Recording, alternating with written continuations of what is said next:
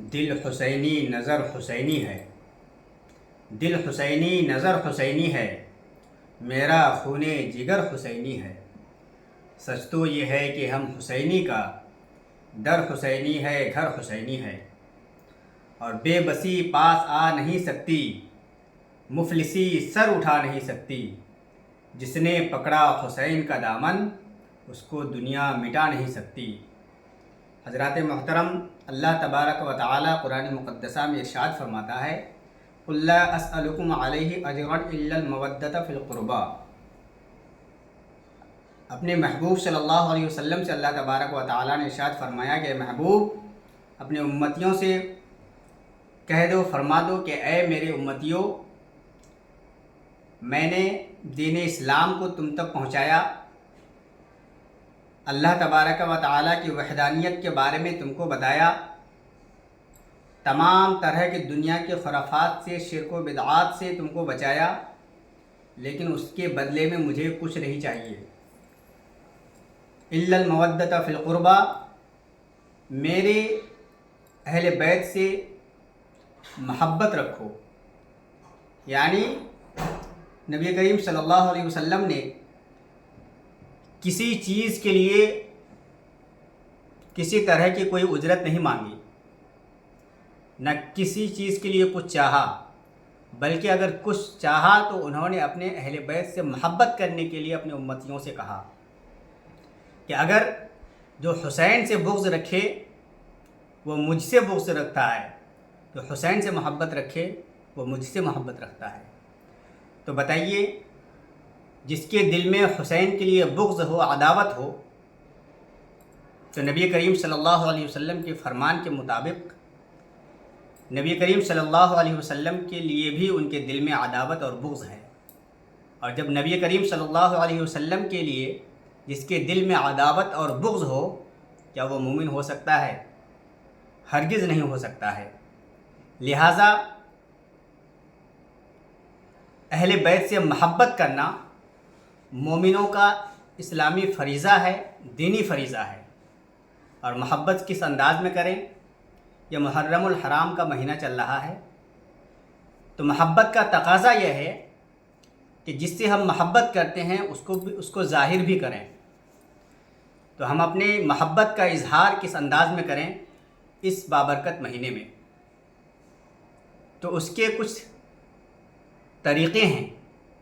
مثال کے طور پر تمام شہیدان کربلا کے نام پر ذکر شہیدان کربلا کی محفلیں اپنے گھروں میں منعقد کریں، ان کے نام سے ان کے ایصال ثواب کے لیے سبیل لگائیں، غریبوں، یتیموں، مسکینوں کی مدد کریں، امداد کریں۔ یہ سب طریقے ہیں۔ اپنے جائز جو آپ کے پیسے ہیں، ان جائز پیسوں سے مظلوم اور یتیم مسکینوں کی مدد کریں۔ یہ محبت کا تقاضا ہے، محبت کے اظہار کرنے کا طریقہ ہے۔ اور پھر یہ جو اہل بیت سے محبت کرنے کے بارے میں جو بتایا گیا ہے، تو ہمیں دونوں چیزوں کو دیکھنا ہے۔ مثال کے طور پر کچھ لوگ ہیں جو اہل بیت سے محبت کرنے کے بارے میں بتاتے تو ہیں کہ ہم محب اہل بیت ہیں، لیکن وہ صحابہ کرام کے خلاف تبرہ بھی بکتے ہیں۔ تو وہ تبرہ بکنے کی وجہ سے وہ گمراہ ہیں۔ تو لہٰذا اہل بیت سے بھی محبت کریں اور صحابہ کرام سے بھی محبت کریں۔ اہل بیت اور صحابہ کرام کے بارے میں نبی کریم صلی اللہ علیہ وسلم نے ارشاد فرمایا کہ میرے صحابہ ستارے کے مانند ہیں اور میرے اہل بیت کشتی کے مانند ہے۔ لہٰذا اگر تم کو دریا پار کرنا ہے تو روشنی کی بھی ضرورت ہے اور کشتی کی بھی ضرورت ہے۔ اگر صحابہ کرام کا دامن چھوڑا، ان کے خلاف دل میں بغض، عناد کی کسی بھی طرح کی کوئی گنجائش آپ نے اپنے دل میں رکھا، تو گمراہی کے دلدل میں پھنستے ہوئے چلے جائیں گے، اور نبی کریم صلی اللہ علیہ وسلم کے فرمان کے مطابق آپ روشنی سے محروم ہو جائیں گے۔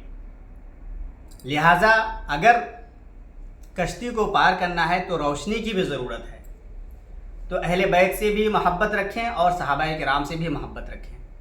اور اگر کچھ لوگ ایسے بھی ہیں اس دنیا میں جو صحابہ کرام سے محبت کرنے کا دم تو بھرتے ہیں، لیکن کہیں نہ کہیں اس کے دل میں اہل بیت کے لیے بغض ہوتا ہے، حسد ہوتا ہے، کینہ ہوتا ہے، ان کے ذکر سے ان کے چہرے کا حلیہ بدل جاتا ہے۔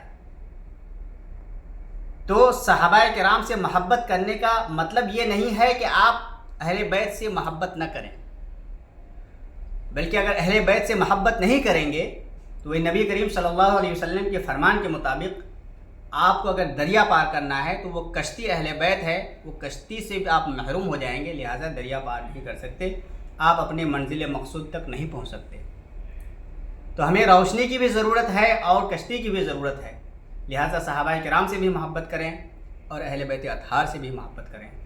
اسی پیغام کے ساتھ میں اپنی گفتگو کو ختم کر رہا ہوں۔